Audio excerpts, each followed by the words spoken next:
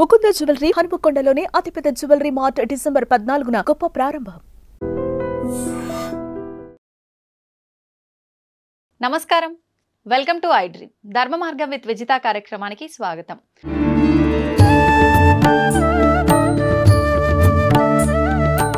అయితే ఈ మధ్య కాలంలో మనందరం కూడా సనాతన ధర్మం అనే ఒక మాటని ఎక్కువగా వింటున్నాం. అసలు సనాతన ధర్మం అంటే ఏంటి, సనాతన ధర్మంలో ఏం చెప్పబడి ఉంది, అది మనకి ఏ రకంగా ఉపయోగపడుతుంది, ఎవరికి తోచిన విధంగా వాళ్ళు చెబుతున్నారు, అసలు మేము ఏది పాటించాలి, ఏది వినటం వల్ల మాకు మంచి జరుగుతుంది, ఇలాంటి సందేహాలు ప్రతి ఒక్కరిలో ఉన్నాయి.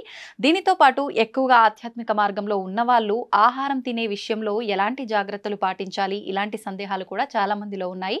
మరి ఇటువంటి సందేహాలన్నింటినీ కూడా మనం నివృత్తి చేసుకునే ప్రయత్నం చేద్దాం. ఈ విషయాలన్నీ మనకు తెలియజేయడం కోసం ప్రస్తుతం మనతో పాటు ఉన్నారు శ్రీ సంత్ సదానందగిరి 109 బాబా. ఇప్పుడు వారితో మాట్లాడి ఈ సందేహాలన్నింటినీ కూడా నివృత్తి చేసుకునే ప్రయత్నం చేద్దాం. నమస్కారం స్వామీజీ. హరి ఓం. స్వామీజీ, ఈ మధ్య కాలంలో ప్రతి ఒక్కరు కూడా సనాతన ధర్మం అని చెప్పి మాట్లాడుతున్నారు. నిజంగా అంటే ఒక్కొక్కరు ఒక్కొక్కటి చెప్పడం వల్ల అసలు ఏంటి సనాతన ధర్మం, ఈ ధర్మంలో ఏముంది, అసలు సనాతన ధర్మం అంటే ఏంటి అనే ఒక క్వశ్చన్ మార్క్ కూడా ప్రతి ఒక్కరిలో తలెత్తుతుందనే చెప్పాలి. నిజంగా అసలు సనాతన ధర్మం అంటే ఏంటి ప్రభుజీ? సనాతన ధర్మము అనేది ఒక భవనము అనుకుంటే దానికి 4 మహత్తర పునాది స్తంభాలు ఉన్నాయి, ఇంకా వేరే ఎక్కడా లేని విధంగా. ఒక స్తంభము వేదాలు, ఇలా చేయి ఇలా చేయకూడదు అని నిర్దిష్టంగా చెప్పే వేదాలు. రెండవది ఉపనిషత్తులు.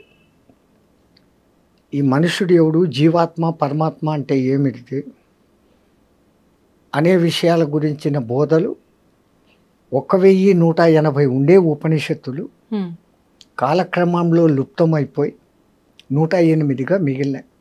దానికి కొంతమంది ఒక తమాషా కథ చెప్తారు. రాముల వారు హనుమంతుల వారికి 1180 ఉపనిషత్తులు బోధించారు. ఆయన సూర్యుని దగ్గర విద్య నేర్చుకున్న మహానుభావుడు కాబట్టి అన్ని బుర్రలోకి ఎక్కాయి.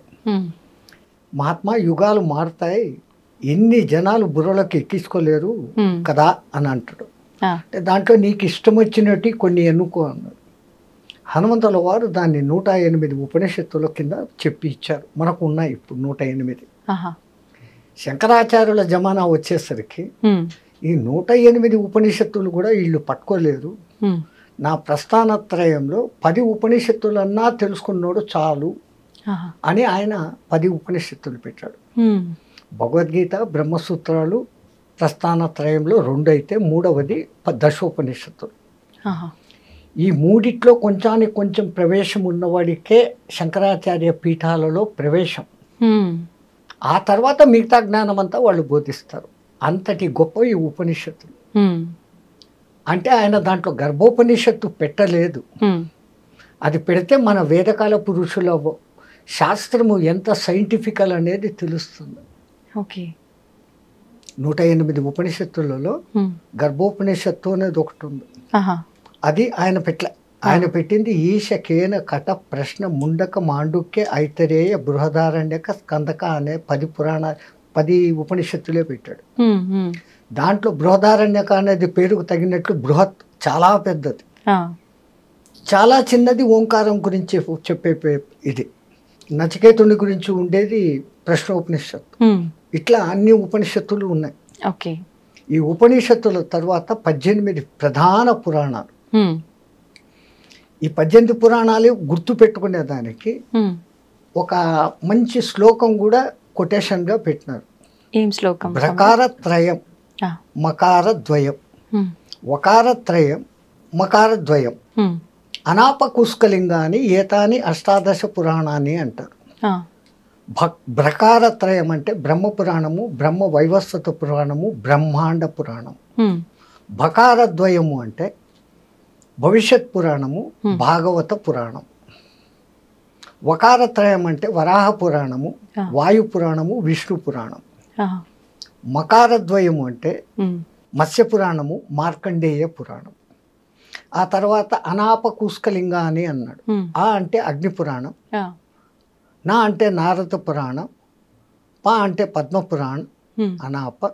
కూస్క, కు అంటే కూర్మ పురాణం, స్క అంటే స్కంద పురాణం. ఆ తర్వాత శిలింగ అని అంటాడు. శివపురాణం, లింగ పురాణం, చిట్ట చివరిది గరుడ పురాణం. ఆయన అది చివర్లో పెట్టేసరికి అది ఎక్కడో చదవకూడదు, సచినోళ్ళ దగ్గరనే చదవాలా. ఎవడైనా పురాణాలు చదవదలుచుకుంటే ముందు చదవాల్సింది గరుడ పురాణం. కానీ అందులో అంటే ఏ తప్పుకు ఏ శిక్ష అనేది క్లియర్ గా ఉంటుంది. అది తెలుసుకున్న కాంచి ప్రజల్లో సాక్షాత్ విష్ణుమూర్తి గరుడునికి చెప్పడంతో అది గరుడ పురాణం అని పేరు పొందింది. జనాలకు భయం జాస్తి కదా నరకాల గురించి. ఆ చింతనతో అది వద్దు, చచ్చిపోయిన వాళ్ళ దగ్గర చదవాల, అంతే. చేసే తప్పులు ఉన్నాయి కదా, ముందు అది చదివితే మానవుడు తప్పు లేకుండా ప్రవర్తిస్తాడుగా. అవును, నరక భయానికన్నా. అవును ప్రభు, అవును స్వామీజీ. అసలు దాని పేరే పురా నవం. ఎంత పాతదైతే ఎప్పటికప్పుడు నవంగా ఉంటుంది, కొత్తగా ఉంటుంది. దాని తర్వాత 4వ స్తంభము ఇతిహాస, ఇలా జరిగింది ఒకప్పుడు అని చెప్పబడినటువంటి భారత రామాయణాలు. ఇవి ఏవి చదవలేని వాడు కనీసం ఈ 2 చదివితే ఈ రెండిట్లో మొత్తం సారం ఉంది. అన్ని పురాణాల్లో ఉండేది. దాని పేరే మహాభారతం. అవును, భారతమం. ఆయన రాసినప్పుడు దాని పేరు జయ అని పుస్తకం రాసి దేవతల దగ్గరికి తీసుకెళ్ళాడు. ఓకే, నేను అన్నీ చేశాను, రాశాను, మీరంతా చూశారు, దీని కథ ఏమో చూడండి అంటే, ఇది వేదాల కన్నా గొప్పనా, ఉపనిషత్తుల కన్నా గొప్పనా అని అంటే, చూడండి అన్నాడు. అప్పుడు ఒక తరాసు తెచ్చి తక్కడ దాంట్లో ఇది పెట్టి, ఇది వేదాలు ఉపనిషత్తులు అన్నీ పెడతా అన్నారు. అది మటుకు ఇదిగుంది. అప్పుడు ఇంద్రుడు ఆహా భారతమం అన్నాడు. భారత అనే పేరు దానికి వచ్చింది. భరతుడు పాలించినాడు, అందువల్ల ఇది భారతదేశం కాదు. ఆ ఇంగ్లీషోడు మన నెత్తిని రుద్ది పెట్టాడు. ఏ భరతుడు అనుకోవాలా? రాముని పాదుకలను పెట్టుకుని 14 ఏళ్ళు పరిపాలించిన భరతుడు ఒకడు ఉన్నాడు. తర్వాత ఋషభుని తమ్ముడు భరతుడు ఒకడు ఉన్నాడు. శకుంతల కొడుకు భరతుడు ఒకడు ఉన్నాడు. ఇంకా మన చంద్రవంశ సూర్యవంశ రాజ్యాలలో 2, 3, 4, 5 మంది భరతులు వస్తారు. అందుకు కాదు ఈ భారతదేశం వచ్చింది. భా అంటే భాస్వత, వెలుగు. వెలుగు అంటే జ్ఞానం. ఆ జ్ఞానము యందు సదా రతీయులై ఎవరు ఉంటారో వాళ్ళు భారతీయులు. ఆ భారతీయులు నివసించే దేశం భారతదేశం. ఇంత గొప్పతనం ఉన్న దేశం మనది. అందుకే ఇక్కడ సనాతన ధనం వెళ్ళి విరియడము, ఆ పరమాత్ముడు ఇక్కడే ఎక్కువ సార్లు జన్మ తీసుకోవడము జరుగుతుంది. రెండవది, భారతదేశ చిత్రపటం కొత్తది. ఇప్పుడు చూస్తే అది ఒక శివలింగం గుర్తులోకి ఇమిడిపోతుంది. దక్షిణ భారతదేశము, అండమాన్ నికోబార్లు, ఈ పక్క లక్షద్వీపు, పారాదీపులు ఉన్నాయి. ఇవన్నీ శివలింగం యొక్క పీఠం. గుజరాత్ నుంచి కలకత్తా, ఆ పక్క నాగాలాండ్ వరకు ఉండేది పానపట్టం. పైన ఉండేది శివలింగం. కాశ్మీరు శివలింగం. గంగా నది అక్కడ శివమాలయాలలో పుట్టి మనం అభిషేకం చేస్తే నీళ్లు లింగానికి చేస్తాం. పానపట్టంలో పడి అది గంగా సాగర్ దగ్గర కలకత్తాలో ఆ గంగ నీళ్లు సాగరంలో కలుస్తాను. అది పేపర్ ఉంటే మీకు డ్రాయింగ్ గీసి చూపిస్తే క్లియర్గా తెలుస్తుంది. ఇది ఇమాజ్ చేస్తే కూడా యూ కెన్ ఇమాజ్ ఇట్. సో మిగతా ప్రపంచంలోని ఏ దేశము ఆ లింగంలోకి సెటప్ కాదు. ఒక్క భారతదేశానికే ఆ గొప్పతనం ఉంది. మరి ఇంత గొప్పదైన భారతదేశం భారతదేశం అని పిలువబడేదానికి ఇంకొక అర్థం కూడా ఉంది. ఏంటి స్వామిజీ? సంగీతమపి సాహిత్యం సరస్వతీ కుచద్వయం ఏకమాపాత మధురం అన్యదాలోచనామృతం అంటారు. అంటే మనం పాలు తాగే బిడ్డలమైతే మనకు పాలిచ్చే తల్లి సరస్వతి. ఆ తల్లి ఒక స్తనపు పాలు సాహిత్యం అంట, సత్హితం. ఆ సాహిత్యం చదువుతున్నంతసేపు ఆనందం, చదివి పక్కన పెట్టేసి దాని గురించి ఆలోచన చేసిన ఆనందం. సుఖము సంతోషం కాదు, ఆనందం. సుఖము సంతోషం మనకు వస్తాండాయి పోతాండాయి, కానీ మనం ఆనందం అనుభవించడం లేదు. సంతోషం అంటేనే ఆనందం అని భావిస్తున్నాను స్వామీజీ. సంతోషానికి ఆపోజిట్ వర్డ్ దుఃఖం పక్కనే ఉందా, సుఖ దుఃఖాలు అంటున్నారు. అట్లాగానే రెండవది ఏమని చెప్పినారు మీరు? ఆనందం, సుఖ. సంతోషానికి విరుగుడు విచారం ఉందా? ఏసీ పెట్టుకున్నాడు సంతోషం, కరెంటు పోయింది వెంటనే ఓ పోయిందే అని విచారం వచ్చిన. ఆనందానికి నెగిటివ్ వర్డ్ చెప్పండి, లేదు. ఆనందో బ్రహ్మ, ఆ నిరాకార పరబ్రహ్మ ఆనంద స్వరూపుడు. వాడి నుంచి వచ్చాం మనం. వచ్చి మనం ఆనందులం అన్న సంగతి మర్చిపోయి సుఖాలు సంతోషాల వెంటనే జీవితాన్ని గడుపుకుంటున్నాం. మరి నిజమైన ఆనందం కలగాలంటే ఎలా ఉండాలి మానవులు? అప్పుడప్పుడు మనకు కలుగుతుంది. ఒక చిన్న పాప, ఒక 8-9 నెలల పాప, పండ్లు కూడా వచ్చి ఉండవు, అది నిద్రలో కిసిక్క నవ్వుతుంది. ఆ నవ్వును చూసినప్పుడు మీకు సంతోషమా సుఖమా? ఆనందం. అది అనిర్వచనీయమైన భావన, అది ఆనందం. ఇప్పుడు ఎక్కడో మీరు మైసూరుకు పోయి బృందావన్ గార్డెన్స్లో ఆ మ్యూజికల్ ఫౌంటైన్ దగ్గర పోయినారు రాత్రి 7 గంటలకు.